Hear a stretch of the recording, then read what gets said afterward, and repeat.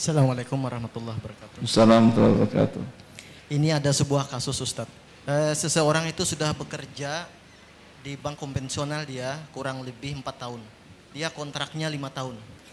Jadi karena dia sudah tahu tentang perkara kerja di bank itu adalah riba, maka dia ingin berhenti.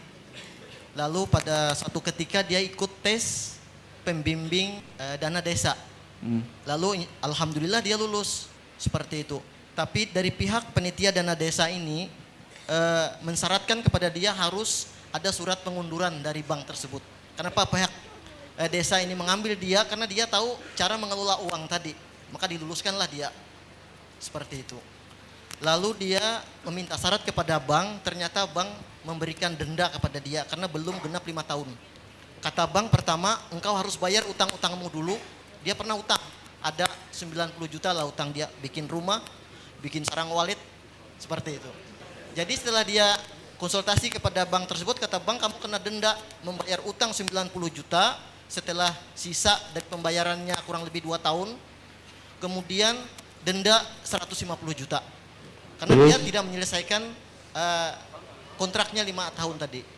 Nah lalu lantas bagaimana solusi dia Pak Ustadz?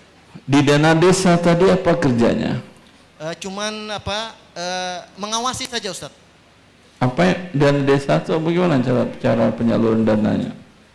Katanya tuh cuman mengawasi dana yang sudah turun beberapa miliar itu, jadi cara mengelolanya. Sebentar, dana beberapa miliar ini untuk siapa? Kepala desa.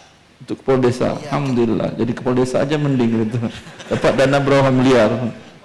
Disalurkan ke rakyat atau ke kepala desa, tapi digunakan untuk rakyat Ustaz. Cuman dia dalam bentuk apa? Dalam bentuk uang dia. Enggak, maksud saya untuk apa ini uang? Untuk fasilitas umum desa kah? Atau untuk diserahkan kepada warga dalam bentuk permodalan atau bentuknya pinjaman atau apa? Sebahagiannya digunakan untuk infrastruktur yang ada, sebahagiannya untuk kesejahteraan seperti itu. Kesejahteraan seperti itu maksudnya apa? Untuk rakyatnya. Diserahkan kepada rakyat, per orang dapat 5 juta gitu. Wallahu alam, saya juga enggak tahu dia pengelola. Kalau enggak tahu gimana saya mau jawab? Cuma dia diluluskan di sana, cuma dapat gaji. Enggak, maksud saya umumnya terkadang ada dana desa itu bentuknya pinjaman kepada warga dan ada pertambahan. Ini juga riba. Ngapain dari sen dari riba masuk ke riba lagi? Kalau dia ikut pengawasannya saja Ustadz, pengawasan. Ya dia ngawasi riba dapat pahala apa dapat dosa? Dia mengawas tentang infrastruktur tadi saja Ustadz. Dia pengawas dana desa tadi kata Anda, bukan pengawas infrastruktur. Infrastruktur dana desa. Tapi dia dilibatkan untuk ikut mengawasi kepala desa bekerja seperti itu. Lalu dia dapat gaji kan? Jangan saya katakan.